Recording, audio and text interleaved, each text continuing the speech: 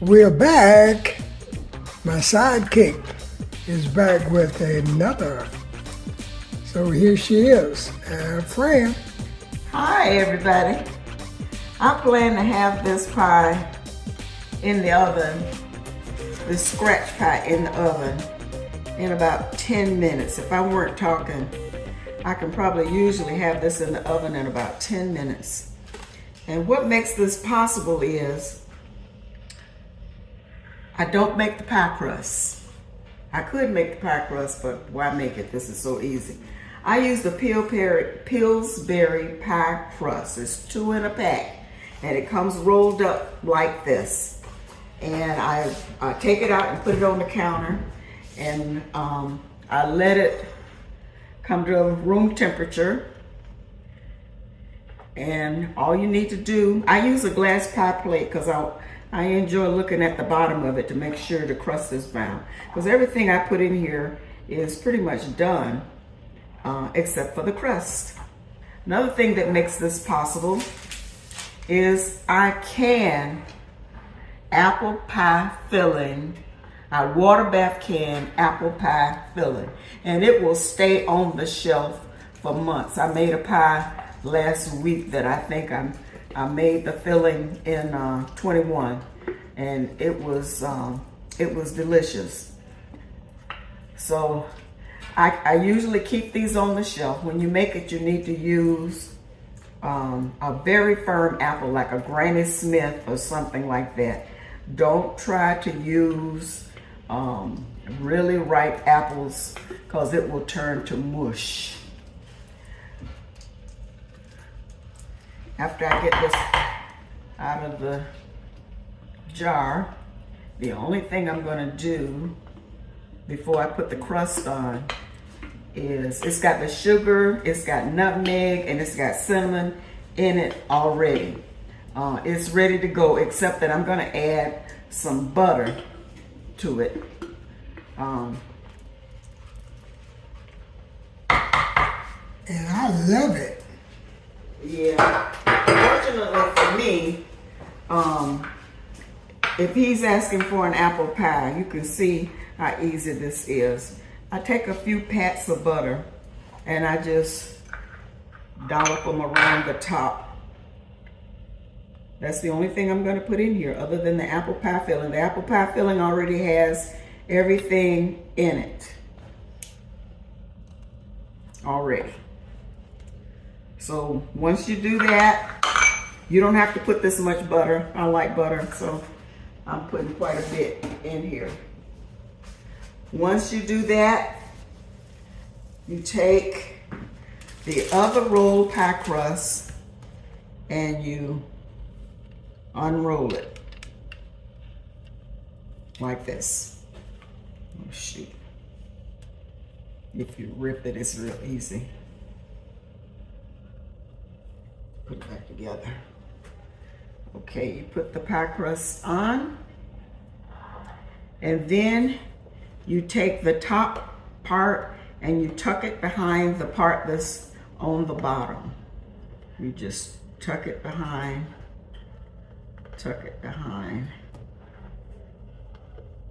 tuck it behind.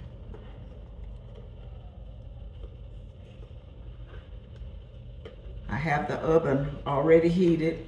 It's heated on 400 degrees. I usually leave it in the oven for about an hour, depending on how your stove cooks.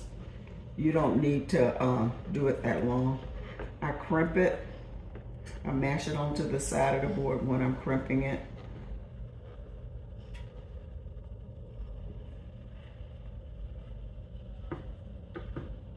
You don't have to do this. This is just to make it look nice.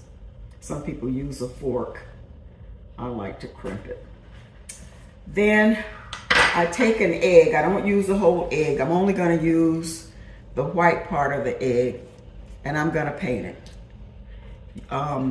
This is another step you don't have to take, but it really makes the pie look very pretty when it comes out of the oven if you take this step. This is just plain egg white. Nothing else is added to it.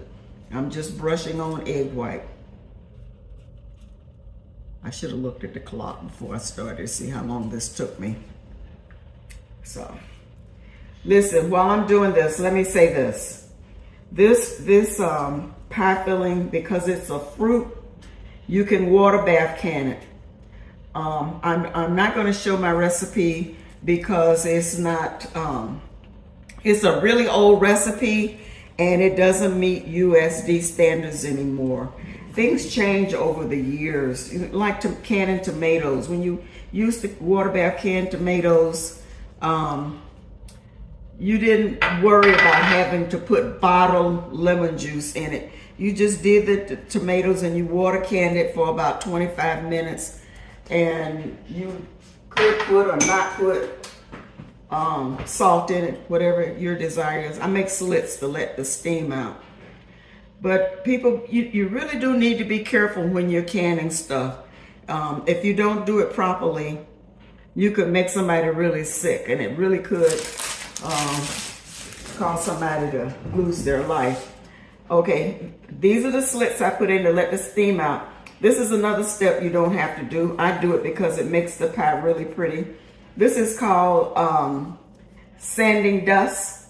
It is sugar. That's all it is. You can get this at Walmart in the baking section. I put that on there because that's another thing that makes it really pretty. And that's it. How long did that take? About 10 minutes. I'm going to put this is I'm going to put it in the oven, 400 degrees. I'll take it out. I'm going to set it for an hour, but I'll check it before then.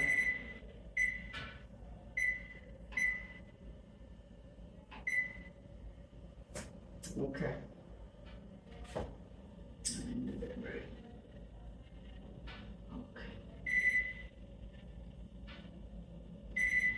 I'll do that later. What time is it? 8:20. I'll take it out in an hour. Here are a few tips.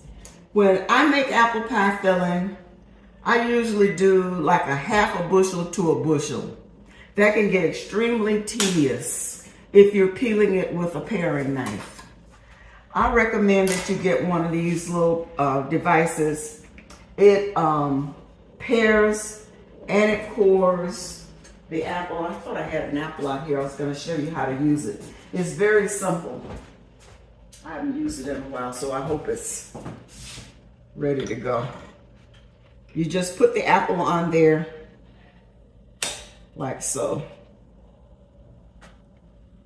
And then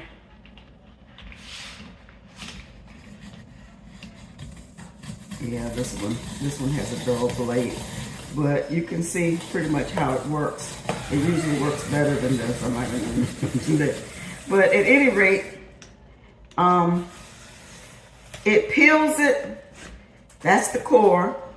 You just take this part off. That's a little green. That's a little green. And then I just slice it in half. And then that's what you use in your apple pie filling. You do it in seconds. It makes things go so much faster. People save these scraps. They make jelly out of it. Some people make vinegar out of it. You can make a lot of things out of it. I also recommend, if you find a canning recipe for apple pie filling, I suggest if it says cornstarch or if it says flour, don't use that. This is clear gel. It's a modified cornstarch. And I don't know if you saw the jar when I held it up, but it makes the apple pie filling really look pretty. And it looks like spun gold. There's a site that I can recommend. She makes this similar to the way I do. It's called Water Bath Canning Apple Pie Filling. Can you show that, Arthur? And it's Rose Red Homestead. I don't use the jars that she's using. I use regular ball jars in the quart size. And I water bath can them. You put about 2 inches of water above the product and you bath can it for about 25 minutes. I suggest that before you can anything that you kind of do some research on it. I've seen some things on YouTube, and when I'm looking at it, I say to myself, they are really going to make somebody sick if they do it that way. I saw a woman pressure canning the other day, and when she got the product in the pressure canner, she just put the weight on there and start timing it. You're supposed to wait, let the steam come out for 10 minutes, and then you put the weight on, and then you start timing it. If you don't do your background research and you following somebody on YouTube, you could end up making somebody in your family really sick. So that's the part of the reason why I'm not showing my recipe. It's not USDA approved. I don't put bottled lemon juice in my pie filling, and that is required now because many apples don't have enough acidity. And to make sure, the USD requires that you put a certain amount of canned lemon juice. They don't even let you use lemons out the lemon because they can't guarantee the acidity level.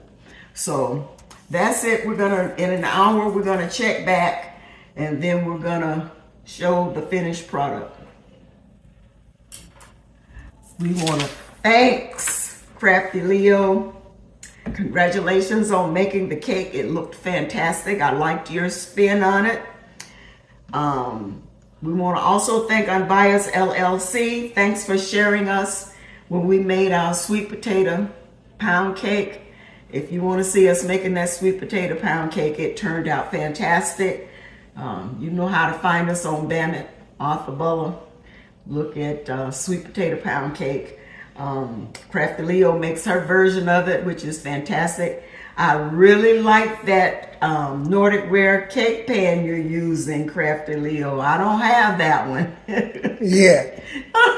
I probably won't get it. I have enough I have enough pie plates. I won't get that one. So anyway, we did cook the delicata squash. It's also called honey boat squash. I did it the way I did do my other squash. I just put brown sugar and butter and cinnamon on it. Show them what. Oh, this is how the squash looks. It's some places it's called honey boat squash, and other places it's called delicata squash. And it's sweeter than a lot of the other squashes. It's delicious. I'm glad we grew it. This is something new for us. We've never grown this squash before. All righty then, we'll see you in a few minutes. Well, people, she'll be back. Okay, we have about 6 or 7 more minutes on the timer, but as you can see, this pie is done.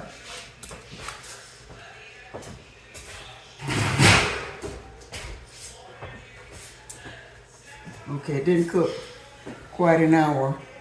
If you lift it up and look at the bottom of the crust, that's why I like to use a glass dish. You can make sure the bottom of the pie is nice and brown and done.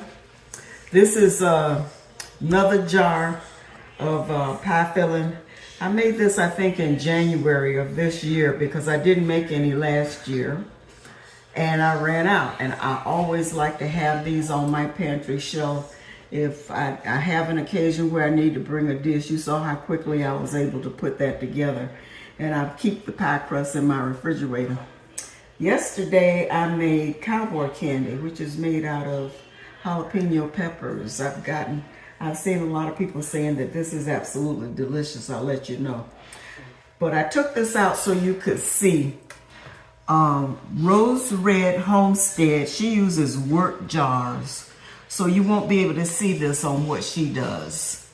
But when you can it using the ball lids, after you water bath it for about 20 minutes, Let it sit in the hot water for about 5 to 10 minutes to let it get a chance to cool off a little bit. Use a bottle lifter to take it off. As you can see, I have taken the bands off of this. It's in the sink. I've taken the band off because if you leave the band on, it gives you a false sense that it's still. You have a problem with it and the lid comes undone. If you got a band on it, the band will hold it down. If you take the band off, you'll know that you've had a problem and you'll know not to eat it. There's a little button on the top of this lid. When it seals, when you take it out of the water bath, put it on a towel on your counter and let it sit there for 24 hours before you take the band off. You will hear it sealing because it will make a pinging noise for the people that have not done this before. And when you look at the lid, this little button is up, but once it seals, this little button will be concave. And so you will know that it has sealed. You can also pick it up by the lid and the lid won't come off. It's really attached to it. And so then after you've waited for 24 hours, you take the band off and then you wash the outside in case there's any stickiness or anything on it.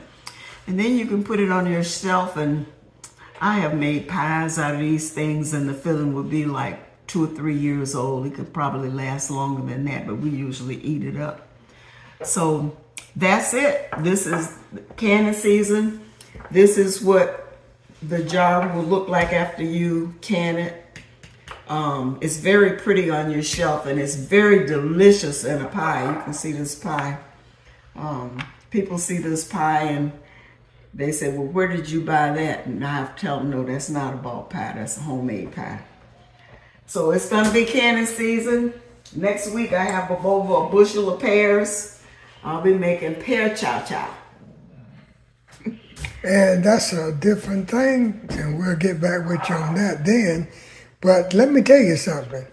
The Bammit and the sidekick love you, and there ain't a thing you can do about it. Bye. Well, family, this is the end results of that apple pie that Fran made. I had to eat a piece of it. I had to. I just had to have me a slice of this apple pie. And let me tell you, it is mighty, mighty good. So I think, if it wasn't so late, I think I would eat another piece.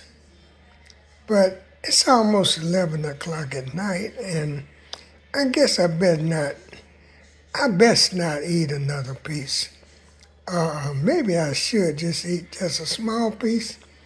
Taste it. Smell it. Don't it smell good?